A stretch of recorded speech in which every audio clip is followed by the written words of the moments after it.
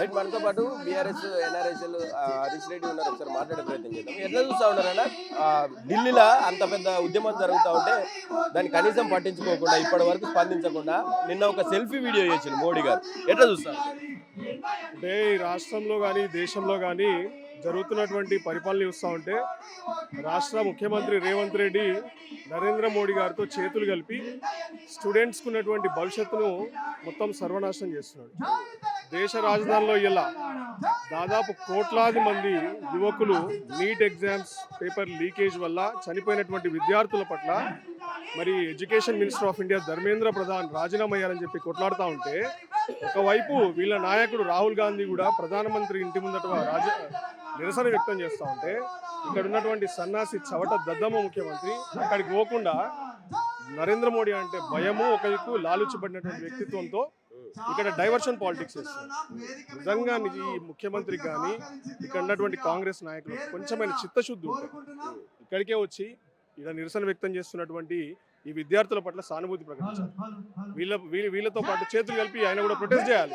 రాష్ట్ర అధినేతగా ఏం చేస్తుండే ఆయన? ఇవేమీ లేదు. ఆయన సేఫెస్ట్ జోన్ అయినటువంటి ఆయన కొడంగల్లో ర్యాలీ తీస్తాడు. సిగ్గుందా ఏమన్నా? నాకు అర్థం కాదు. చేయాల్సింది ఎక్కడ? హైదరాబాద్ నడిబొడ్డున ఉస్మానియా కళాశాలకు వెళ్తాడా? కాకతీయకు పోతాడా? శాతవానకు పోతాడా? మహాత్మా గాంధీకి పోతాడా? ఏటికి పోడు. కేవలం ఇక్కడ ఉండి కేటీఆర్ గారిని తిడుతున్నాడు. ఏమంటాడు? గ్లోబరీనా సంస్థతో కేటీఆర్ గారికి లింకులు అంట. కేటీఆర్ గారు ఇప్పటికే 10 సార్లు చెప్పిండు గ్లోబరీనా అనే సంస్థతో నాకు సంబంధం లేదు. నిజంగా నాకు సంబంధం ఉందనంటే నువ్వు మరి ఇప్పుడు నీ ప్రభుత్వంలో కూడా గ్లోబరీనాకు ఎందుకు కాంట్రాక్ట్లు వస్తున్నాయి? దిమాగ్ ఉంది ఆయనకేమన్నా? మాట్లాడడానికి కూడా కొంచెం జ్ఞానం ఉండాలి. పిచ్చోన్లాగా మాట్లాడితే ముఖ్యమంత్రి అన్నారు, పిచ్చోడు అంటారు. ఇలా దేశంలో జరుగుతున్నటువంటి ఇది స్టార్ట్ అయింది ఎక్కడ? మన chief justice of India Suryakant garu ఎప్పుడైతే కాక్రోచెస్ లాగా యువత దేశం మీద పడి మీడియా ముసుగులో కొందరు, సోషల్ మీడియా ముసుగులో కొందరు దేశాన్ని మరి దేశంలో ఉన్న ప్రభుత్వాల్ని విమర్శించడమే పనిగా పెట్టుకున్నారంటారు. మరి మీరు చేసే పని ఏందో నాకు అర్థం కాదు. 2 కోట్ల ఉద్యోగాలు ఉన్నారు, ఏడమైనాయి.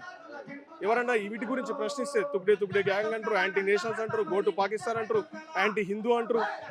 అందుకే ఇవన్నీ చూసి ఫ్రస్ట్రేట్ అయిపోయి విరక్తి ఉట్టి ఇలా యువత అంతా వాళ్ళే అడిగి పోయి ధర్నాలు చేస్తారు. ఏ పార్టీ సపోర్ట్ లేదు వాళ్ళకి. యువత పోయి నికార్సుగా ఒక అదేంటి కాక్రోచ్ జనతా పార్టీ అని ఒకటి పెడితే 25 మిలియన్ల ఫాలోవర్స్ వచ్చారు ఇన్స్టాగ్రామ్లో. That shows the frustration and angst and అదేమంటే ఇంపేషన్స్ ఆఫ్ దిస్ యంగ్స్టర్స్. వాళ్ళకి ఇంకా ఓపిక పట్టే శక్తి లేదు. మీరు ఇస్తున్నటువంటి ఉద్యోగాలు ఎడమైనాయి. దేశాన్ని సర్వనాశనం పట్టిస్తారు మత పిచ్చితోని. ఏమనంటే ఇండియా పాకిస్తాన్ మందిర్ మస్జిద్ పాలిటిక్స్. ఇవి కాదు దేశానికి కావాల్సింది, దేశ యువత కావాల్సింది. నికార్స్ అయినటువంటి ఉద్యోగాలు ఇవ్వండి, మంచిగా ఉన్నటువంటి నగరాలను ఇవ్వండి, పొల్యూషన్ లేనటువంటివి. మన నదులు పొల్యూట్ అవుతున్నాయి, గాలి పొల్యూట్ అవుతుంది. ఇలా రైతులకి ఇలా నీరు ఇస్తలేరు, సరిగా విత్తనాలు టైంకి ఇస్తలేరు, యూరియా దిక్కులేదు. ఇలా ఈ రాష్ట్రంలో అయితే మరీ దారుణంగా కనీసం పంట బోనస్ ఇస్తా అని చెప్పేసి హామీలు ఎగ్గొట్టిండు. రైతుల నెత్తి మీద అటు షెడగోప పెట్టి ఇన్ని దారుణాలు జరుగుతూ ఉంటే ఇలా కేవలం ఏం చేస్తారు? అక్కడ కూర్చొని 12ంటికి రాత్రికి ఒక సెల్ఫీ వీడియో రిలీజ్ చేస్తారా? ఎవరో ఒకరు జవాబుదారీతనం చూపించాలా ఫస్ట్. మళ్ళీ 3 నెలలు కావాలని చేస్తున్నారు వీళ్ళంతా. మధ్యలో యాడ్ అయ్యి మీలాంటి వాళ్ళంతా రాజకీయం చేస్తూ ఉన్నారు. మేము ఆల్రెడీ దాని మీద యాక్షన్ తీసుకున్నాం, లోపలేసినాం అని చెప్పి మాట్లాడుతూ ఉన్నారు. రాజకీయం మేము చేస్తున్నామంటే రాజకీయ నాయకులు. మరి అక్కడ కోట్లాది మంది విద్యార్థులు చేస్తుంది, వాళ్ళు ఏ రాజకీయ పార్టీకి సంబంధం లేదు. ఏం ఫండింగ్ ఇస్తున్నారండి నాకు అర్థం కాదు. ఇలా వాళ్ళకి అక్కడ ఉన్నటువంటి లక్షలాది మంది విద్యార్థులకి ఇలా వాళ్ళకి కావాల్సినటువంటి ఫుడ్, అన్నము, రోటీలు, పిజ్జాలు అన్ని కూడా దేశంలో నలుమూలల నుండి స్విగ్గీ జొమాటో ఆర్డర్స్తో పంపిస్తున్నారు. ఏమన్నా సంబంధం ఉందా దీనిలో? ఈ మాటల్లో ఫండింగ్ ఎవడు చేస్తుండే? ఫండింగ్ చేస్తున్నట్టు చెప్పుతో కొట్టాలి. బీజేపీ నాయకులు మాట్లాడుతున్నారు కదా, ఇక్కడ ఉన్నట్టు అంటే ఏం పనిపాట లేకుండా అంత ఖాళీగా పంపించలేరు కదా ఇక్కడి నుంచి అక్కడికి. ఇదంతా ఒక ఫండింగ్ నడుస్తుంది, దీని వెనుక కొన్ని శక్తులు ఉన్నాయని చెప్పి మాట్లాడుతున్నారు. బీజేపీకి చాతనైంది అదొకటే. నికార్సుగా నిబద్ధతతోని ఈ దేశంలో ఏదన్నా తప్పు జరుగుతూ ఉంటే దాన్ని వ్యతిరేకిస్తే ఫండింగు, లేకపోతే China agent, Soros agent, tukde gang, ఇవన్నీ చిల్లర మాటలు మాట్లాడము. బీజేపీ గత 12 ఏళ్ళ నుంచి అదే పని చేస్తుంది. ఇలా కొత్త చేసేది కాదు. ఇంకో మాట కూడా తీస్తున్నారన్న, రీసెంట్ గా ఒక 2 డేస్ నుంచి ఇది బాగా తిరుగుతా ఉంది. FCR బిల్లుని అడ్డుకునే ప్రయత్నంలో భాగంగానే ఈ ఉద్యమం నడుస్తుంది తప్ప ఇందులో ఎటువంటి జెన్యూనిటీ లేదని చెప్పి మాట్లాడుతూ ఉన్నారు. అంటే వాస్తవంగా చెప్పాలంటే పార్లమెంట్ సమావేశాలకు దృష్టి పెట్టుకొని దాని ముందట చేసినటువంటి ప్రొటెస్ట్ కాదు ఇది.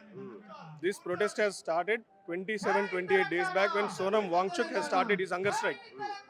పార్లమెంట్ నిన్నాక మొన్న స్టార్ట్ అయింది. అందులో బిల్స్ ఏం పెడుతున్నారో కూడా పబ్లిక్ తెలియదు ఒక 2-3 రోజుల ముందు వరకు. దానికి దీనికి ఏమైనా సంబంధం ఉందా? అనటోనికి మతి లేదు, దిమాగ్ లేదు. అంతే, అంతకుమించి ఏం లేదు ఇక్కడ. ఫైనల్ ఏం చెప్పాలనుకుంటున్నారు అంటే ఇక్కడి నుంచి వాళ్ళకి ఏ భరోసాని ఇవ్వబోతా ఉంటారు కేటీఆర్ గారు ఆధ్వర్యంలో? ఒక్కటే భరోసా, కేటీఆర్ గారు ఇవాళ ఇక్కడికి వచ్చి ఇక్కడ ఏదైతే నిరసన చేస్తారో వాళ్ళందరికీ సానుభూతి వ్యక్తం చేస్తూ education minister of India has to take the accountability or else the prime minister has to sack him from the cabinet. That is the only demand KTR garu is going to make today.